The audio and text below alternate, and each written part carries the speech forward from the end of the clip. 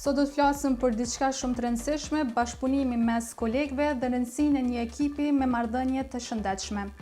Sa herë ju ka ndodhur që të filloni ditën me energji të mirë dhe pastaj një koleg që nuk ka humor ja ushuan gjithë disponimin?